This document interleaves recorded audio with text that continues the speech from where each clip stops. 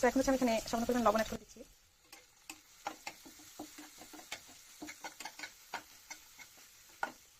সেখানে আমি আজকে করবো শাক ভাজি, লাউ শাক ভাজি। সেখানে হচ্ছে আমি প্রথমে তেলের মধ্যে পেঁয়াজ, রসুন কুচি এবং কাঁচামরিচ দিয়ে দিয়েছি। এটা হালকা ভাজা ভাজা হয়ে আসলে তখন হচ্ছে আমরা এখানে লাউ শাকটা অ্যাড করবো। লাউ শাকটা আগে হচ্ছে ভাপ দিয়ে রেখে দিলাম। আমার কাছে লাউ শাকটা একটু বেশি করে পেঁয়াজ রসুন কুচি দিয়ে ভাজতে বেশি মজা লাগে। জানি না কার কেমন পছন্দ। যে কোনো শাক ভাজিতে চেষ্টা করি একটু পেঁয়াজ কুচি রসুন কুচি একটু বাড়াই দিতে। আমার মনে হয় একটু বাড়াই দিলে মজা লাগে বেশি। তো এখন হচ্ছে আমরা ভাপিয়ে রাখা লাউ শাকটা এখানে অ্যাড করে দেবো। দেখতে তো ভালোই লাগছে, দেখি লাস্ট পর্যন্ত কেমন হয়।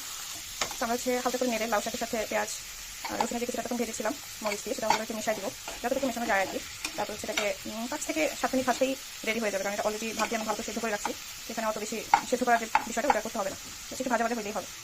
এক্ষেত্রে হচ্ছে আমি চুলার আঁচটা একটু বাড়াই দিলাম।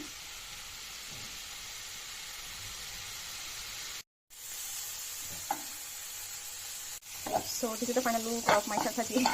দেখতে খুবই ইয়ামি হয়েছে, খাইতেও ভালোই হবে। Looking delicious, right?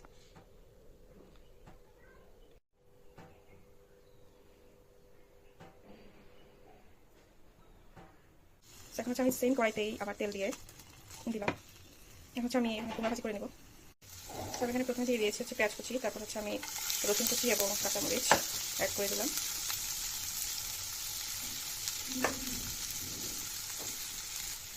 এগুলো একটু ভাজা ভাজা হতে থাকুক। তারপর হচ্ছে আমি শুকনো মশলাগুলো অ্যাড করবো আস্তে আস্তে। আমি এখানে পর্যাপ্ত পরিমাণ লবণ দিয়ে দিলাম। কুমড়া ভাজিটা হচ্ছে আমি একটু সিম্পল ওয়েতেই করি, বেশি মশলা অ্যাড করি না। আমার কাছে বেশি মশলা দিলে মনে হয় যে ভালো লাগে না, ভাজি জিনিস একটু কম মশলায় মজা লাগে। আর এই কুমড়াটা খুবই ইন্টারেস্টিং, এটা আমার ব্যালকনিতে হয়েছে, খুবই ছোটো বাট আমার খুব ভালো লাগছে। অ্যাড করছি খুব সামান্য পরিমাণ ধনিয়ার গুঁড়া।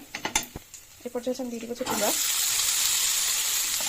দিয়ে হচ্ছে নাড়াচাড়া করে মশলাটাকে মিশে দেওয়ার চেষ্টা করবো। এ পর্যায়ে আমি চুলার আঁচটা লোতে করে হচ্ছে ঢাকনা দিয়ে দিব, যাতে কুমড়োটা একটু সেদ্ধ হয়। কুমড়োটা সিদ্ধ হোক।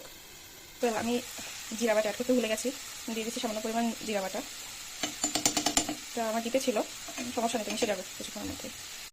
সামান্য পরিমাণ মরিচ গুঁড়াও অ্যাড করে দিয়েছি জাস্ট কালারের জন্য, খুব সামান্য, চা চামচের অর্ধেকও দিইনি, এরকম পরিমাণ হচ্ছে আমি মরিচ গুঁড়া দিয়ে দিয়েছি।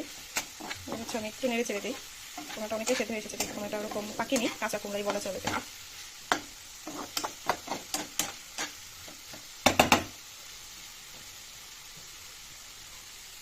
তো এই পর্যায়ে আমি খুব সামান্য পরিমাণে, যে আমার হাতে এক চিমটি পরিমাণ চিনি অ্যাড করে দিলাম।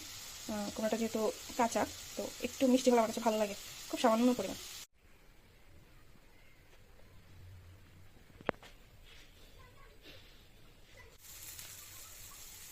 বেগুন ভাজি করলাম এখানে, চেষ্টা করেছি একটু কম তেলে ভাজি করার।